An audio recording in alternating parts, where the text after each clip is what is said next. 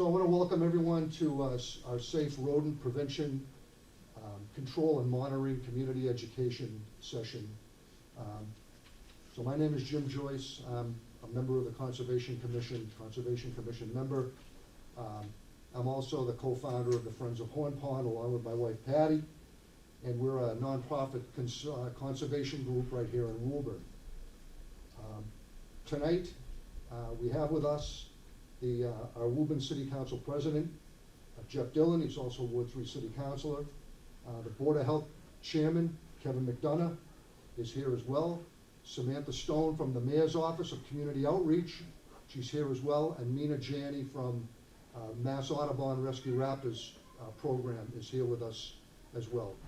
So appreciate everyone for coming. Also, my fellow Conservation Commission member Jerry Lonis is here with us too. Thanks, Jerry. Okay. Glad to be here.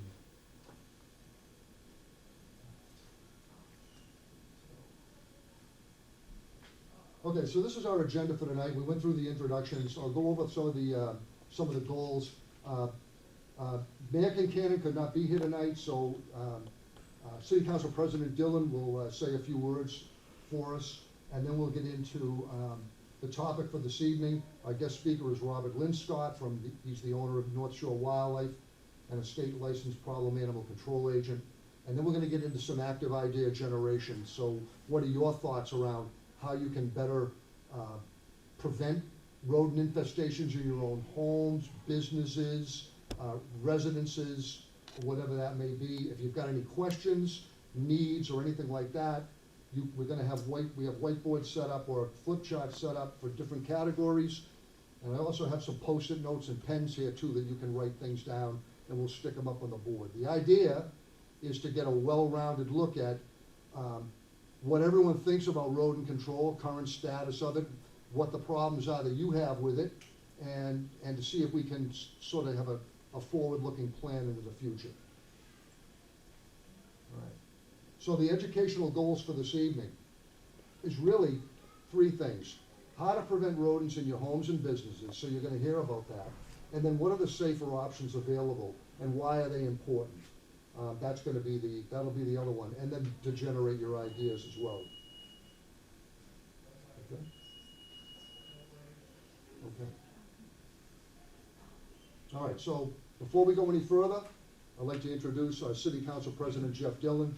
Jeff, thanks very much. Thank you, Jim. Thank you. Mayor Concannon does apologize. He was on the schedule to come tonight, and then his schedule got jammed up, so he ended up with me. So, first off, I want to thank the library, Hermaine and her crew, for setting everything up for us. This building, if you haven't gone and used the library, I stress to you, get in here. It's a beautiful building. I always say it's not just a brick building with books. It's got a soul. It's a great place to spend a Saturday on a rainy afternoon. One of my favorite places. So what we're here for tonight, I want to thank Kevin McDonough and Jim. They came to me, well, a couple months ago and said, how do we get a public outreach program regarding the rodent problem that we have in the city, and as well the way that a lot of folks are treating it with the poisons. And again, we are the experts, so I'm not going to go into it. But I think everyone, including myself, that has had a rodent problem in the city, and there's a fair amount of us that have had, we wish it was just field mice. It's rats, let's be honest.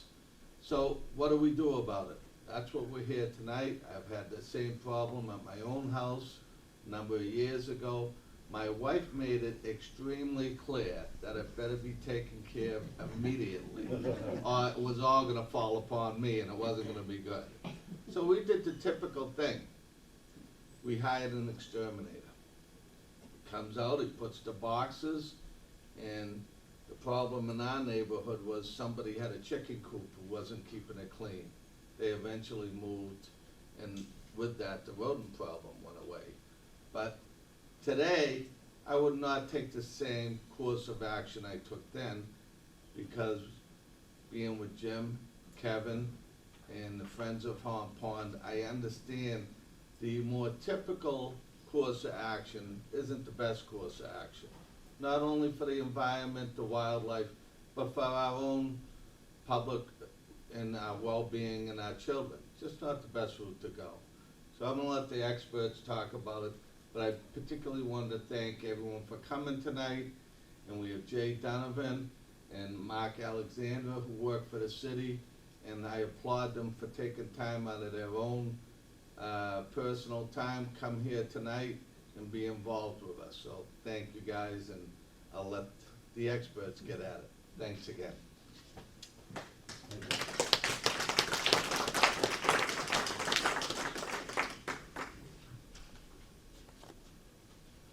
Thank you, Jeff Jim. got it. What's that? Jeff got it. Oh, Jeff, you got my paper? What I do? You got my paper? I took your program. Excellent. I want to see how good you were. Well, pretty good. I probably shouldn't have put this thing together. I'd do better. Okay, so what I want you to just think about just for a couple of seconds is what you see up on the screen.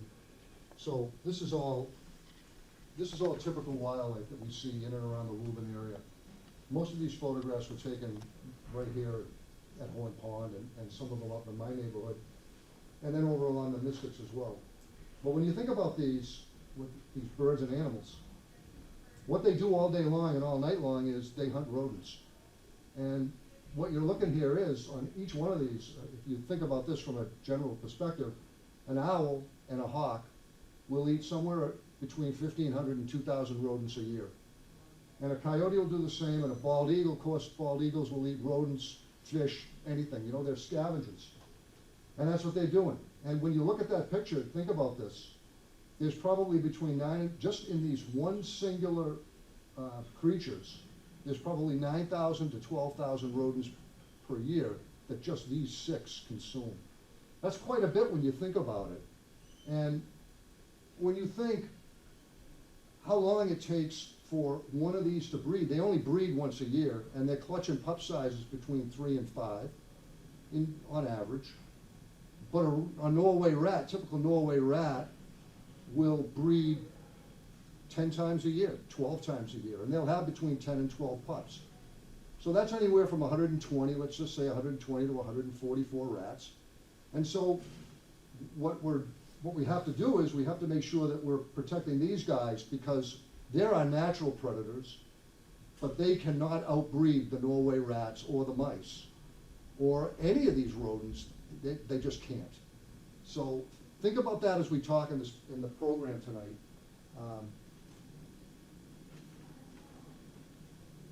And really what they need is they need 3 things. And they're mammals, just like people. They need food, water, and shelter. And if you take away all 3, they'll leave. If you take away 1 out of the 3, you'll get a reduction, and so on. So, but those are the 3 things that you gotta think about, and that's really what you have to target around your own residences and businesses, and in the city as well. And what you're gonna hear Robert talk about tonight is integrated pest management. We call it safe integrated pest management, because it really focuses on the real prevention measures, which are waste management, exclusion processes so we can seal up your homes, education, which is number 1, and then one of the types of controls that you're going to hear about. So with that, I want to turn over the podium and the microphone to our guest speaker tonight, Robert Linscott from North Shore Wildlife.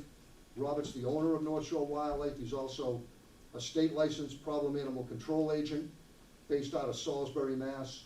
And I've heard Robert speak on several of occasions, and I was just completely blown away by his presentation and what he has to talk about as far as prevention and controls. So Robert, with that, I'll turn this over to you.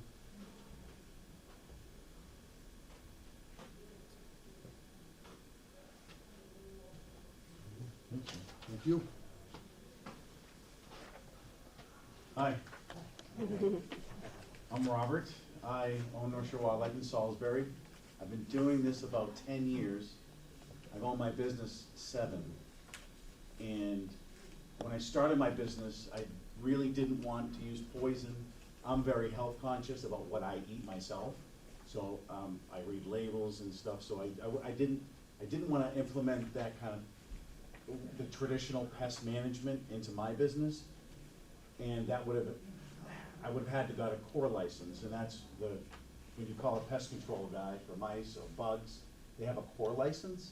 I have a pack license, and I'm not allowed to use poison, and I didn't want to use poison anyway. So I built my business around methods that don't require poison.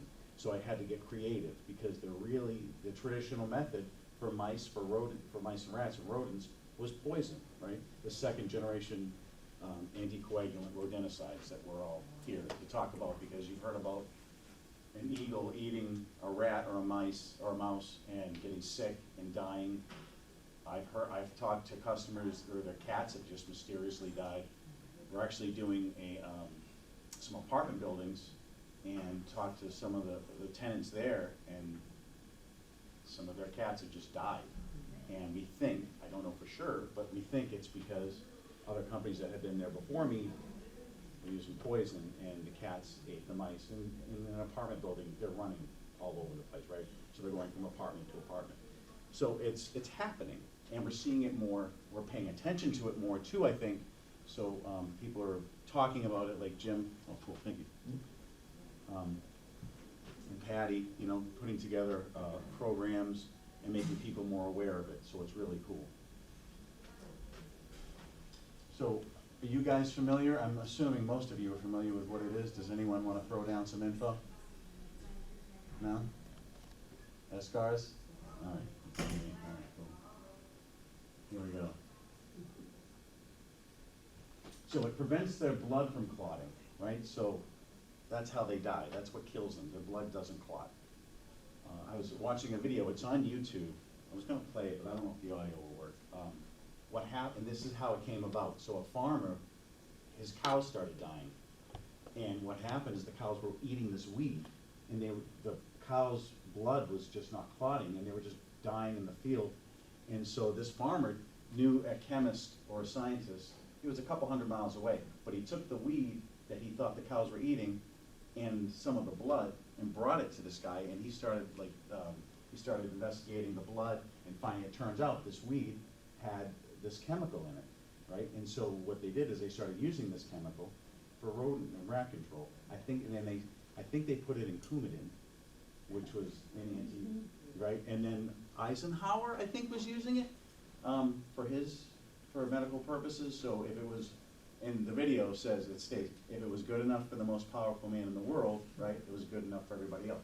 So it became a popular drug, but then they started realizing, well, we can use this for rodent control, and they started implementing it. And then other anticoagulants or other rodenticides started popping up, and then we have all the ones that we have today. So Escars is more potent, right? So the first generation wasn't as potent, but this one is more potent, and it has a longer half-life, which means it lasts longer in the carcass. So the first generation didn't last as long. So this one's hanging around in the carcass, and then of course the birds of prey are coming down and they're eating it, and they're running off and getting sick. Here are some of the rodenticides. I am not going to pronounce them for you, but I did do the thing on the side, so you guys. Where's the pointer? Oh, that's not it.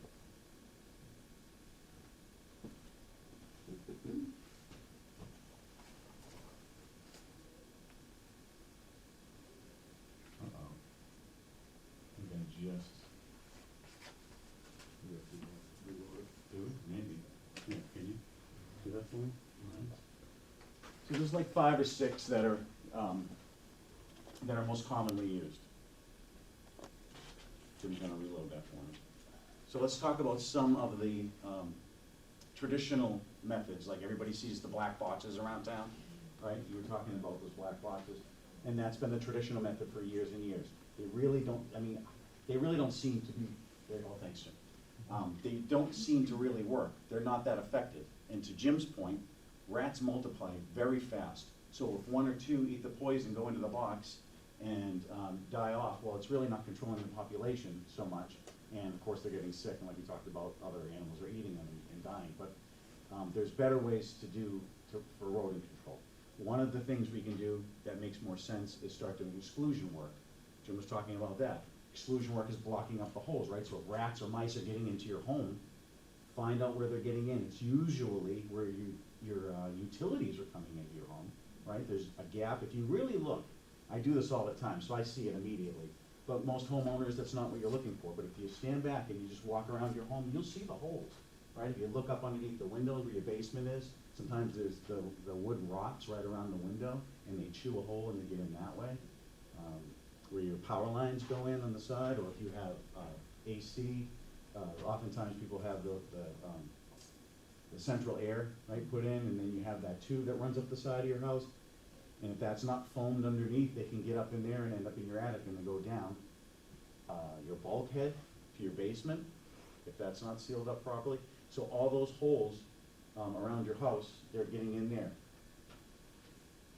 People, I've had customers say, hey, you know, I foamed around my house, but if you're just foaming, they're going to chew through it, right? So use steel wool, tuck that in the hole, and then foam, just to hold it in. I use a product called Ultra Clear, and I use it on the outside because it has an odor. You can get it at Home Depot, but it holds it in. I like it better than the foam because it's not as ugly. The foam blows up, and everybody's used the foam. It just puffs out and it doesn't look nice. But the Clear doesn't do that, and it holds the steel wool in. You can also get a product called Stuff It. There's a company, Wildlife Control Supplies. You can probably find it on Amazon. I think it's on Amazon too. But it's like a mesh, and you cut it with cutters, and you can tuck it in. That works really well if you don't want to use steel wool. It's just a flexible metal.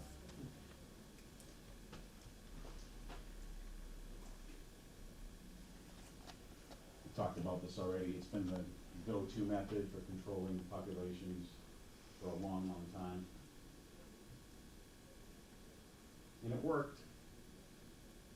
It was effective, but now we know what's going on. So let's see, non-target wildlife. Jim talked about this. I mentioned the pets, right? People with pets are getting sick.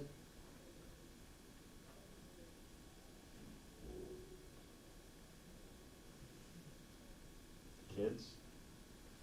So if an animal dies, a pet dies, and your kid goes out to help it, and it's filled with poison, or, you know, kids are kids, they're not thinking about, you know, they see a dead animal, if it's their pet or another animal, and they might touch it, and it's not healthy. Not healthy for my technicians, certainly not. When we go, because I'll go collect dead animals in somebody's lawn, something dies in their basement, I get a call for that.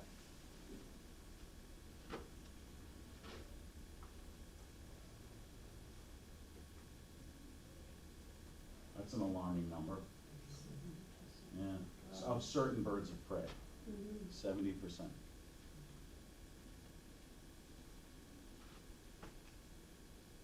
The San Joaquin kit fox in California is really effective. They're cute.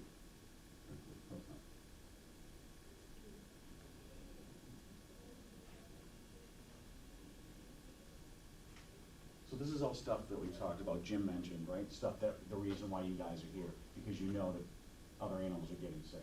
So this is a little bit redundant, but let's see, resistance. So the resistance, so rats are not dying, so they're building up a tolerance for this stuff. So, you know, in my mind, if they start building up a tolerance, and we're not doing something to stop it and say, hey, this is not okay to do, what's to stop another generation of anticoagulant from coming out, right? And make it stronger, have a longer life, and then it lasts longer in the rodent's body, and then we're just looking, it'll just eventually just get worse and worse. So let's talk about IPM, so integrated pest management.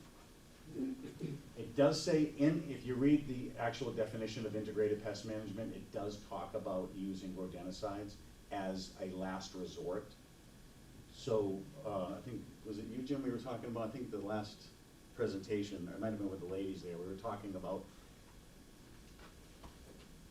sort of rewriting it for ourselves without the rodenticide piece, because the rest of it makes sense, right? So it's taking care of the environment, or the, I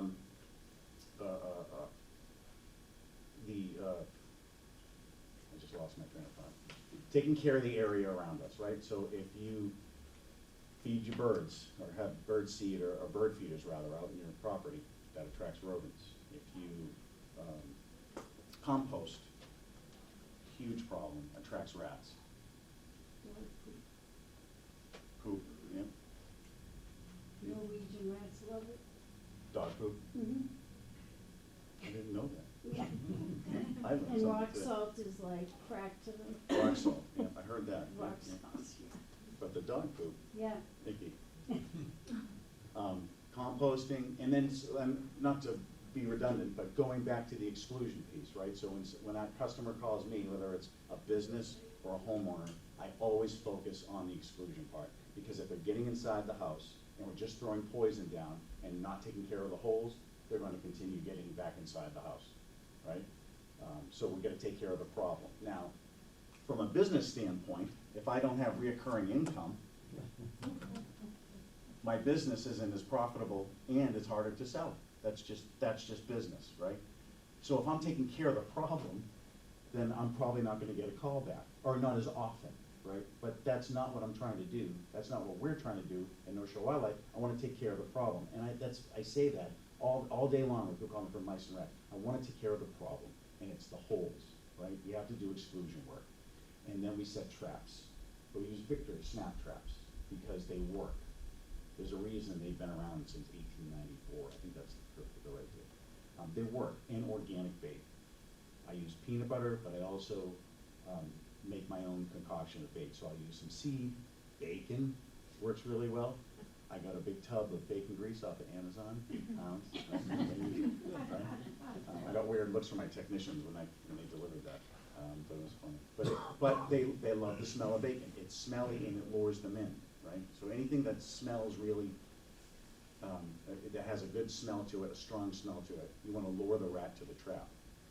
So some of my customers have pets, and they're like, well, I don't want to set snap traps in the basement because my dog goes down there. So I devised a tunnel system, and it has separate compartments off the long tunnel system, and it's capped, and the tunnel system is big enough to put the snap traps in, so the bar can clear the top. And so it's capped, it's contained, and it's discreet, and I can put it outside too, so up against the back of a foundation, in your basement. I put them in attics. I've also made a smaller version for mice, and it's just a smaller tunnel system with a little, and we put the snap traps, the Victor snap traps in there. Important, like if you're gonna set snap traps in your home, you wanna have that smell, right? So everybody goes, peanut butter is the go-to, right? So you wanna make sure you either, if you do a little peanut butter, put a little piece of bacon on the tab too, because that'll attract them, right? They'll smell it. If you, I didn't bring any traps with me tonight, but if you just set snap traps willy-nilly in your attic or in your basement, and you don't set them up against the wall, you're not gonna have any luck. You might, but you're better off setting it right up against the wall. Rats and mice run up against the wall, their eyesight isn't very good, so they use a wall as a guide. So you wanna make sure that the snap trap comes back, that it's coming against the wall when it's set off, so you wanna set it right up against the wall. Set 'em up. Sometimes the foundations, you'll have that space right at the top. That's a great place, they run there. Just look for poops, wherever it's active, and set your traps there. Let's set them in the attic and in the basement. And then keep your animals out of it if you're worried about them getting into peanut butter or the bacon grease. Exclusion work. So go to Home Depot, pick up a can of quad. It's $15. I like the gun. They sell the gun. You can put it on there because the gun allows you to control how much foam you're using. But it's just like great stuff, but it's a little bit more, it's better in the elements. Yeah. What's the name of that again? Quad, yeah. Q-U-A-D. Yep, exactly. Use steel wool. You can get it at your hardware store. They have different grades of it, right? So different thickness in the core. And I think it's 1 through 5 or 1 through 6, and it's just either really coarse or it's thin. I usually use a 2 or a 3. Rip a piece off, stick it in the hole, use the quad, or use a clear epoxy adhesive, right? And that should take care of the problem. I use that ultra clear, and the mice don't even try to chew it. But only use it on the outside of the house, I won't use it inside. If you have base heaters in your living rooms or in your bedrooms, look where the pipes are coming up, right? That's almost always a hole right there. If you're gonna fill that in, use the quad.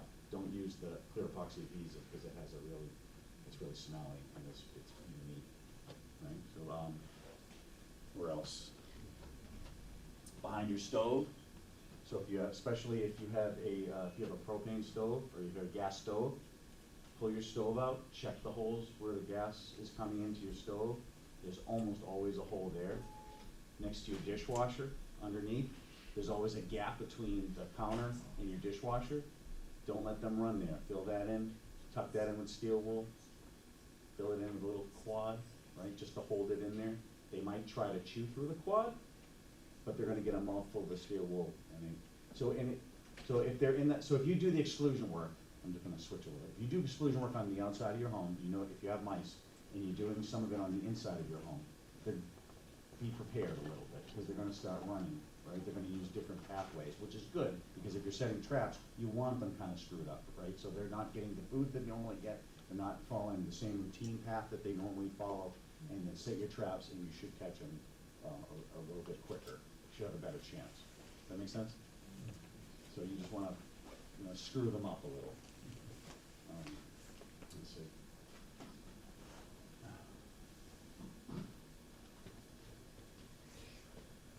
Oh, there's the trap system. So it's capped on the end. Those are windows. That's one of the older ones. I have a little slide window now. But so my techs can go out, they can look in the window and see if we got something. But I'll put that up against, that one's up against the foundation and some stone in it. That was at one of the customer's homes. But I bait out the ends too. So you wanna lure them in. So I'll do this with the snap traps, is I'll put the peanut butter or the bacon on there, and at the end of the trap where they're going to come in, that little copper tab, right? By the way, the copper tab has a little point on it. So you can put a little sausage on there, right, or something. And if you do that, they actually have to pull that tab a little harder, because that sausage is stuck on there. Little Vienna sausages work really well. But anything sausagey, right? But you want, and then smear some peanut butter on the end of the trap. Just smear it, right? Because you want to lure them in. And then I'll take, we go a little ham with it. But I'll get it like a squeeze bottle, and I'll make some peanut oil and peanut butter, but to thin out the peanut butter, and then I'll do a little trail, because I want to lure them in, right? I want to lure them to it. So make it, irresistible. But smelly stuff like bacon, the sausage is good. My rat action's on the system. You'll notice, because I'm an acronym maniac, R-A-T-S.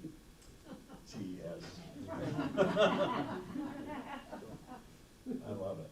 Yeah, isn't that cool? Yeah, it is.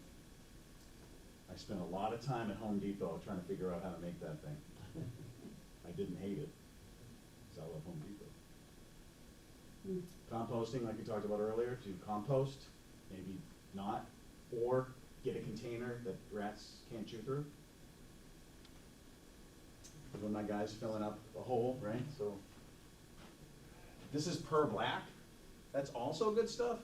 I try to stay away from using it so much just because it doesn't look nice on the house. But you can get that also on Amazon, I think, for wildlife control supplies. I can't speak highly enough about wildlife control supplies. If you ever need anything for your home in terms of pest control or wildlife control supplies. Their customer service is super good, they deliver fast, and the pricing is very fair. They're not endorsing me today, by the Can way. I ask you a question? Sure. How high up do you need to do the exclusion work? That's a good question, because rats and mice will climb up the side of your house. But rats probably more oftentimes.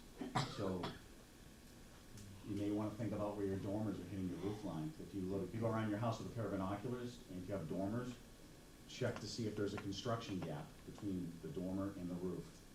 Most oftentimes, our houses contract and expand, it's hot and cold here in New England, so gaps open all the time, they'll get in there. If you had a squirrel problem in the past, and there's still a hole in your soffit or fascia board, maybe you don't have squirrels anymore, but the rats found the hole, that could be a problem. But that's a good question. They will climb tree rats. Tree rats.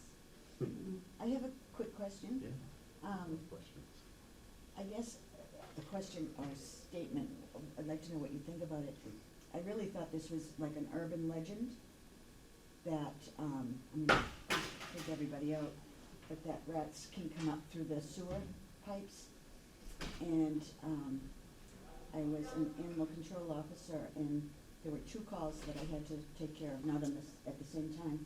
But one was a little old lady up this, her house sat on a hill, and the toilet was on the 3rd floor, a tall, thin house, or maybe it just really seemed that way, like almost out of a cartoon, it was so tall. She had like 10 big library books, big, thick books on top of the toilet to keep the lid down. I don't know what kind of rat she thought was in there, but it was in there, and it came up through the toilet, and so did the other one while somebody was using it. Like this would make you never wanna, Oh my God. never wanna, I'm sorry, like, make you wanna start going in the woods, so. I got one of those calls. And I got both of them. Did you? Yeah, I won. But it was scary. Yeah, imagine using the pot. Oh. No. It was like, why is that splashing? And it was. I got one of those calls, when I was working for another company before I started my business, we got one, I haven't for my own business, but we got one of those calls, and that woman was freaking out. Did you know that they did that they could do that? Yeah, well, not until I got that call. Yeah. Yeah. It seems like it shouldn't be allowed. No. Shouldn't it be a one-way gate, like you can leave, Yeah. but you can't come in? Well, it doesn't seem like they could do that either, because now they'd have to, I mean, yeah, they'd be, Coming through water. yeah. They swim through the water into the But pipes, that's right? I think what happens, and this is probably what happened, because if they were able, it might have been a hole in the pipe, you know, so, I mean, big enough or small enough to where they could get in, but not so much a problem as like, you know, it wasn't leaking. They noticed it. Yeah, like, or it wasn't like a leak problem, so when they flushed, you Right. know, it might have been at the top, so the water didn't necessarily. Does that make more sense, as I know very little about plumbing? Is there a way for them to swim their happy little self right on up into the house? Yeah, but the only reason I would think they would do that is if they found a way in and just got lost or stuck, and they were just trying to get out, and obviously found. They were trying to get out, for Yeah, sure. yeah. So they probably found a hole in the pipe somewhere, and they got, yeah. That's I just- totally forgot about that whole thing. Nightmares, me. Thank you, I'll have nightmares. I made it good too. I said to one of them, this gentleman, and I go in with I had like all this equipment with me and my big gloves and plastic suit, because there was some things in the toilet with the rat, which made it even better. Yeah. And I said to him, no matter what you hear, don't open that door. And I meant it too, like, don't open the door, because it'll run out. But it was very dramatic. Yeah. Yeah. Don't open that door. And probably traumatic. Yeah, he's like, I won't. That's a good story, thank you for sharing that. Oh, well, you're welcome. Now everybody's scared. You're welcome, everybody. Prevention work, prevention work, prevention work. So do it before it happens. Check your vents, make sure they're covered with metal. We all seen the plastic ones, right? They put, I mean, animals end up in your vents, so not just rats and mice, birds, you know, cover them with metal. Birds aren't gonna get through the plastic, but if you can get a metal cover, it's better.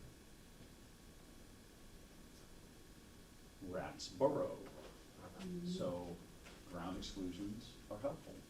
So really all this is, and we offer this service, and most of the companies like me offer this service, it's an underground fence. So we dig a trench and then we attach, is it the red line? The red is the laser. Last time I did that, you had to read it. Yeah. So we attach steel mesh, it's called hardware cloth. but it's a lot of people call it chicken wire, but it's a steel galvanized mesh, right? So we attach it like right here and run it into the ground about 2 feet or so, and then go down and out. And then put the dirt back on, and tamper it down, right? Anybody can do it, if you have any sort of handy skills. It's a drill, some washers, some screws, and hardware cloth. You can get it at Home Depot, your hardware store.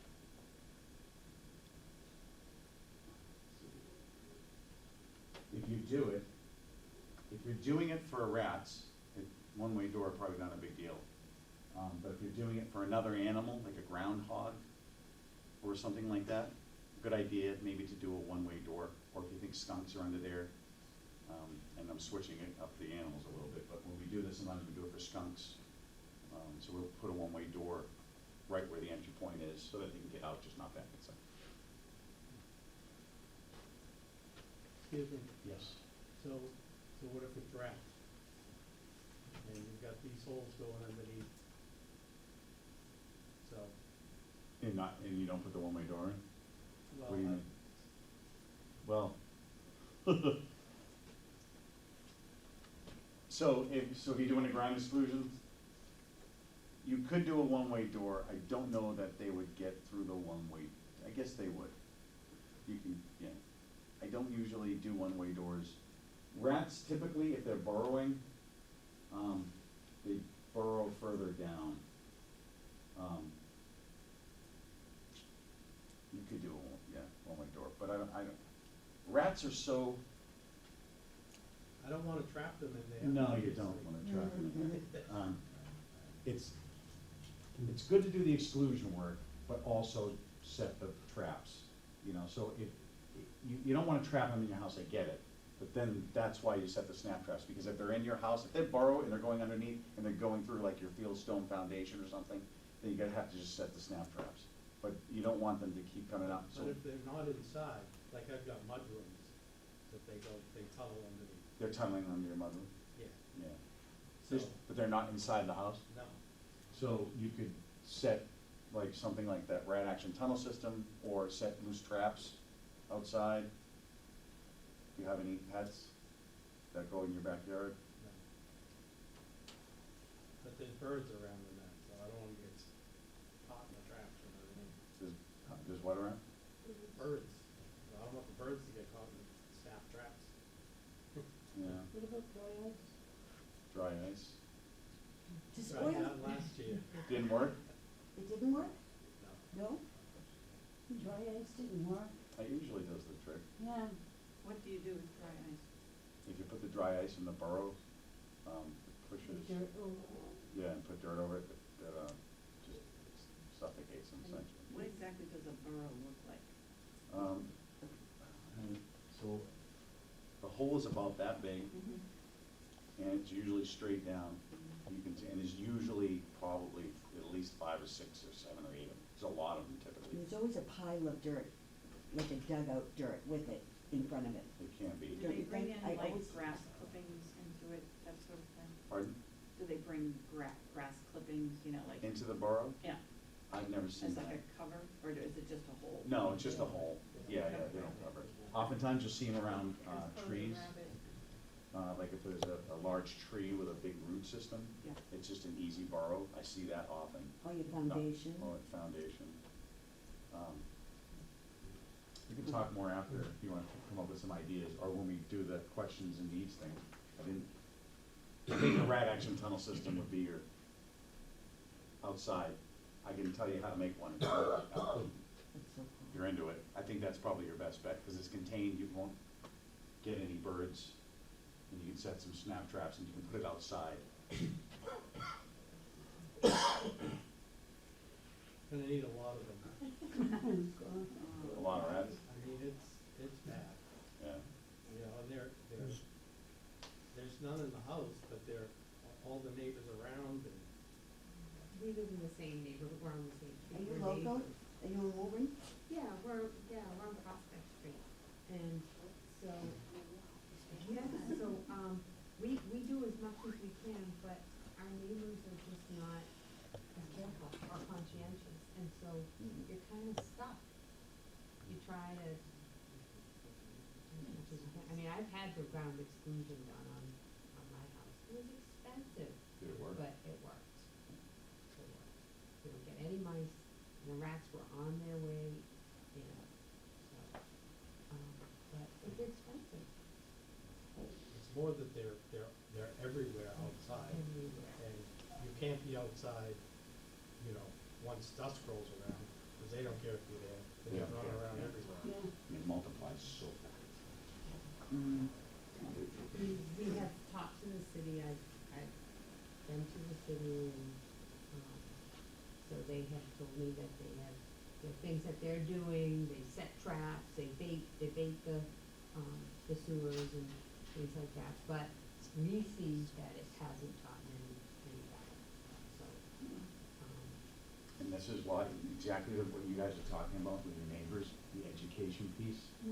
But, I mean, we can't force, you know, there's a lot of rental property around us, and they just put their trash out, or they don't cover their trash, and, you know, every morning you go out and there's torn up. torn up trash all over the place, so it's a real problem. There's dumpsters at the end of the street, dumpster behind a mini mart down at the end of the street. It was, somebody had dumped, it was open, somebody had dumped all his trash out. I went in, I talked to the guy, the owner, I said, look, somebody was in here, they just dumped a whole bunch of trash out there. Oh, okay. 2 days later, it's still out there. So there's really not a lot of action that I see from people. And it's affecting our property. Your property. And Peace of mind. And peace of mind, yeah. So Yeah. it's a big concern. I've often found, and this is across the board, not just in pest control, that when change only happens when it's an emotional appeal is affected, right? Whether it's money or safety, you know, personally, right? So if someone, and it's hard, it's difficult, because the only way change really happens, long change, is if it affects somebody in a personal way. So, like, obviously that person with the threat doesn't, I mean, there's no real, it's not affecting them, right? It's affecting you though, because you're right next to it, and now you have rats on your property. But that education piece is so important, like, people have to just be aware that, hey, you know, it's affecting the whole neighborhood. You know, how do we get people to get on board with that? Like, so that could be something we could do, questions and needs and prevention, or something that we can come up with some ideas about how to just charge people a little bit. What could we actually do to get them on board? Because that's the biggest part of the problem, really. And I've seen it when that last presentation we did was the same topic. Just some people just don't, you know, they just don't care, you know, because it's not affecting them personally. Well, we're renegotiating our contract with Waste Management, right? So maybe, you know, A rat tax. maybe people should be required to have closed trash containers, What are you guys using for containers now? Is it the plastic? whatever you want. Government. There's no, They ate they're them. not supplied by So the now city it's- right now. Yeah, so now it's metal barrels that they ate through the plastic. That's what you're using personally? Metal barrel, I haven't touched the metal barrels.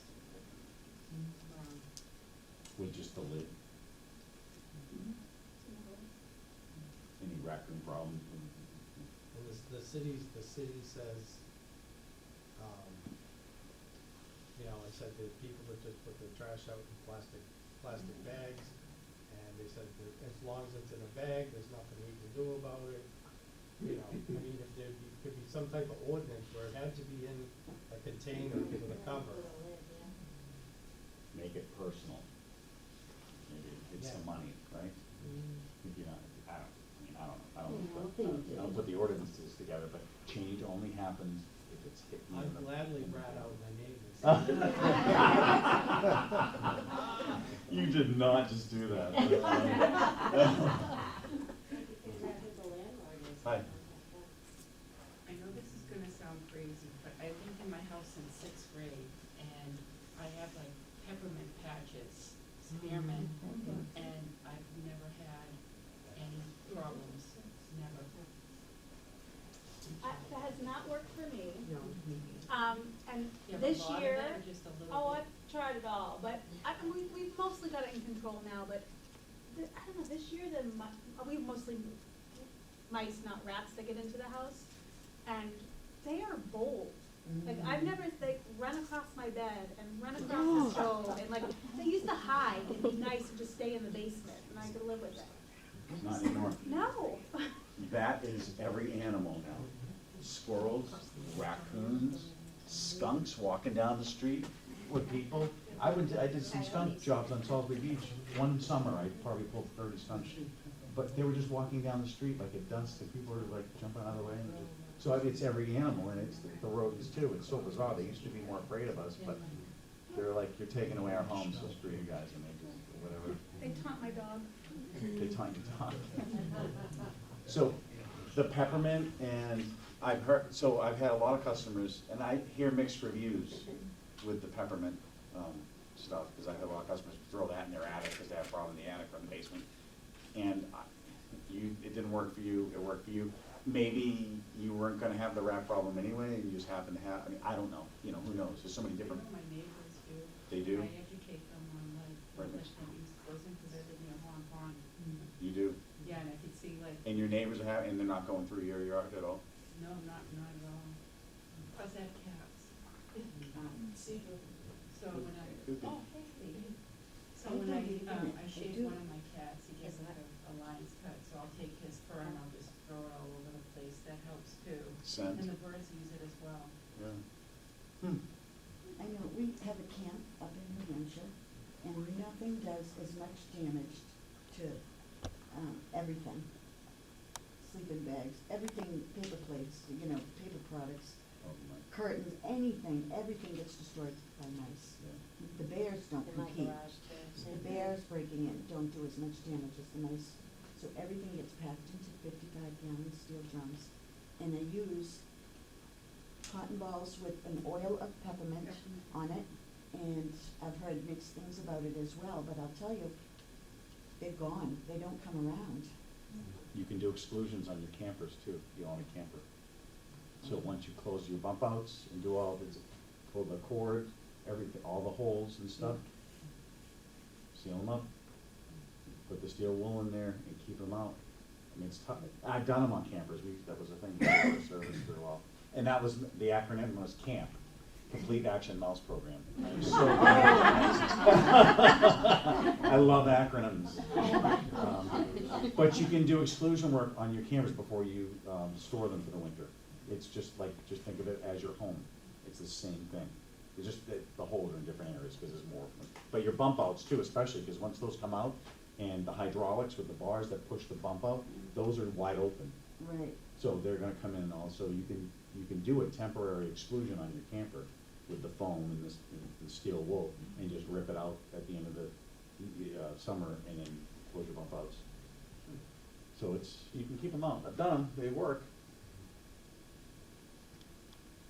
All right, more sustainable approaches to pest management, which is what we're talking about, right?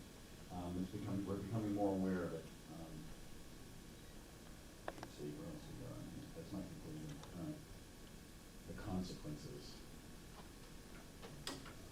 All right, well, are we gonna do Post-its and Yeah, so- come up with ideas? I think all that stuff that you guys were talking about, I think if we try to maybe come up with generate some ideas about how to make it important for our neighbors that aren't overly interested.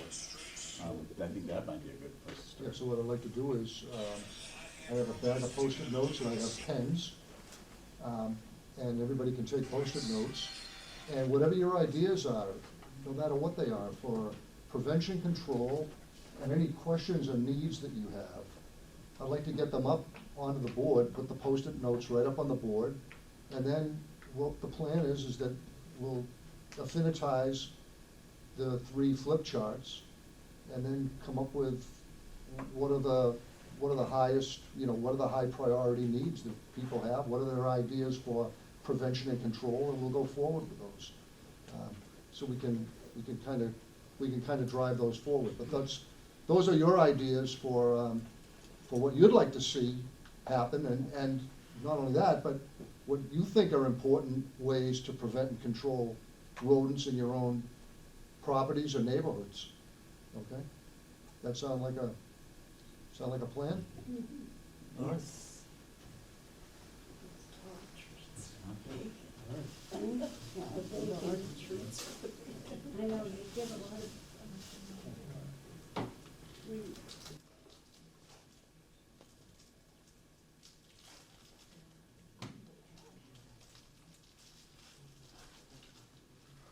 Okay, so this is really what we're gonna do.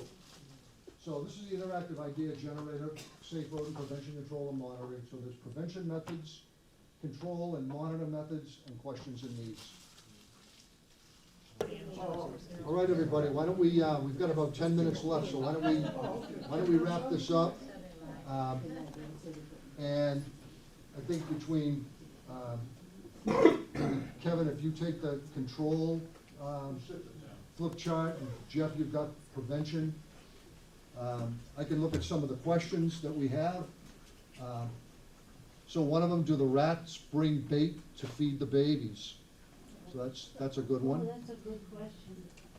Why aren't more businesses going with less aggressive but equally effective bait? It's a good one. How to get neighbors to keep their yards neat, keep trash tidy, and don't feed the animals. It's all the things that you've got to do, and we have to do as a community to get this under control. Explain the difference between rat traps and mouse traps. Size. What are the next generation of controls beyond traps and more neighborhoods and beyond? Next generation of controls. How can renters switch to more responsible pest management if they don't have the power, the landlords, to make decisions? I think the thing with all of that, especially with renters in apartments and that, is that if you're armed with information and you've got some real data, and we can supply you with that, you might be able to make some headway with your management company. This was just done recently up in Peabody with a case that we worked on, and the management company switched over the entire complex from brodifacoum to vitamin D3. So that's what they changed it all over to. We thought it was a big win, considering the fact that the red-tailed hawk that we took out of there had bled out and died a day after we got it. Can you talk about rat fertility control? That's a great one. Yes. I have a question. So when the city baits the sewage, what type of, do they use poison? What do they use? They do? They are using Right. poison. Yeah. What, can you switch to an That's alternative? a great suggestion. Yeah. That'll be brought up. Yeah. Thank you. Yeah. Should we switch to vitamin D? Yeah, I mean, I know that different cities have gone down this route. I know that Newton has gone down this route. Newton just launched back in October, they launched their home rule petition out to the legislature. And it was driven through the city, through the Senate. Senator Cream out in that area put the home rule petition through. But it went through the city ordinance. They switched over their rodent control program. They switched from SGARs to vitamin D3. And then with everything else, all of the waste management, sanitation improvements, the right types of rat barrels, composting, they did all that. It's pretty impressive. And Somerville's going down the same path. Cambridge is doing something similar with smart boxes.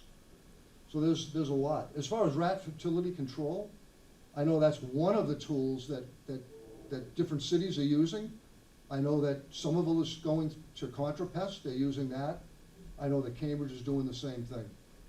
And I've heard some good studies about it as well. So there is a lot of information about that. And I actually, in this presentation at the end, and if you gave me your email addresses, I can have this, so I can send this presentation out.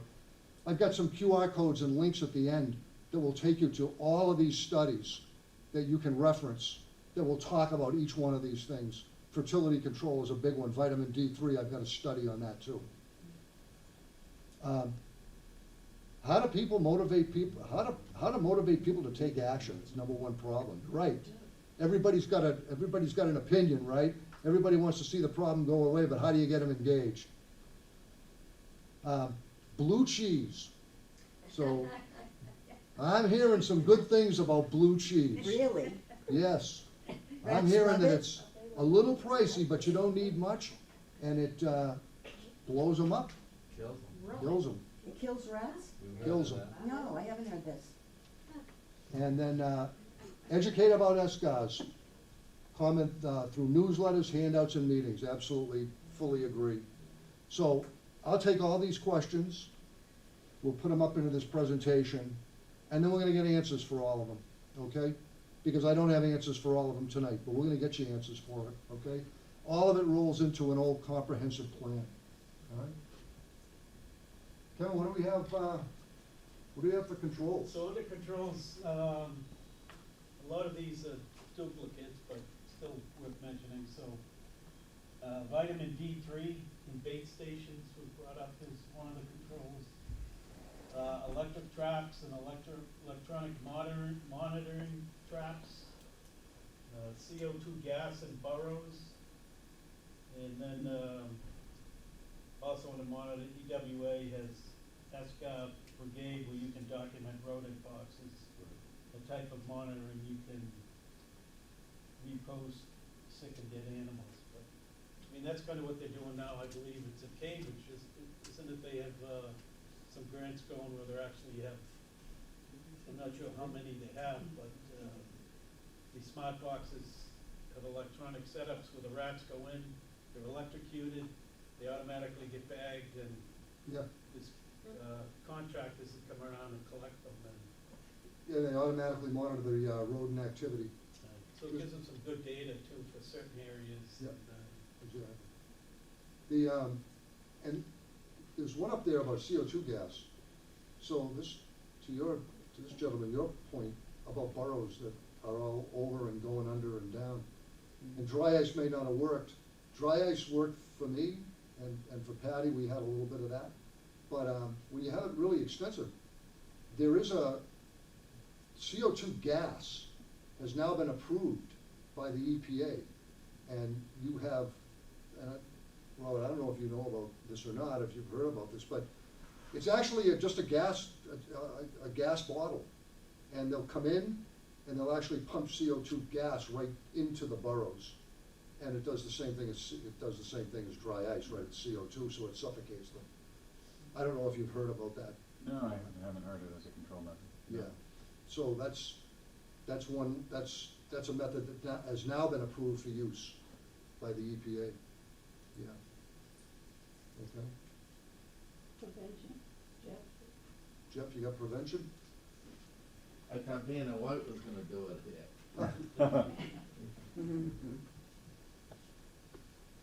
We talked about this, steel wool, plugging up the holes, another, as well as the materials that, we talked about. I've used, in a caulking gun, the concrete, and just smooth it out on a foundation. It doesn't stick out, it looks good, and good application, good way to do it as well. That's one. Jeff,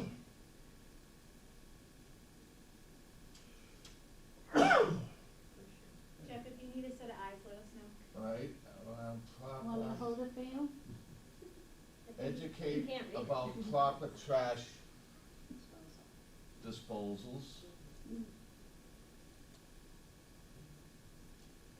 Dryer sheets, how effective are they?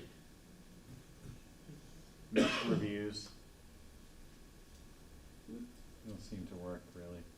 Regulations around trash, city provides bins. That would be if we, did go to the one bin system with another bin for recycling, the city would provide the bins. You know, there's talk about the, trash contract now.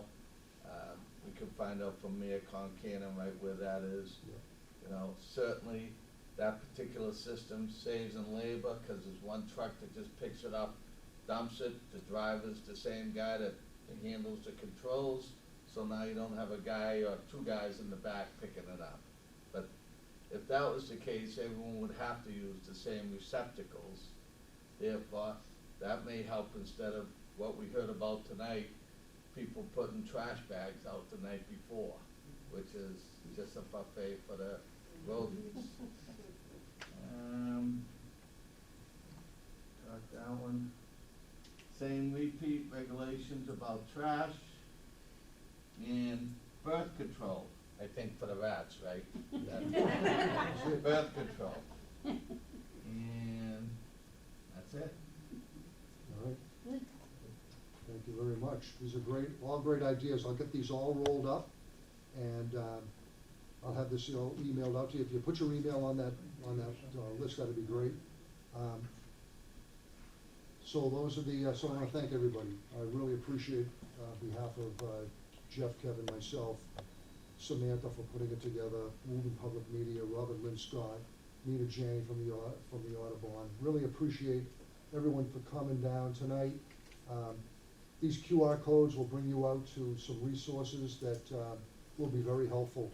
Lots of the things that we talked about tonight are in those resources with links out to documents and research papers and studies too. I'll just leave you quickly with this. This is what we're trying to prevent. I feel the audience is set up so that, you can look at this, but this is what, this is what we've been dealing with for quite a number of years. This is all recent stuff from 2023, 2024, and this great horned owl that's down here in the corner is actually, right corner is actually from Mishawam Road.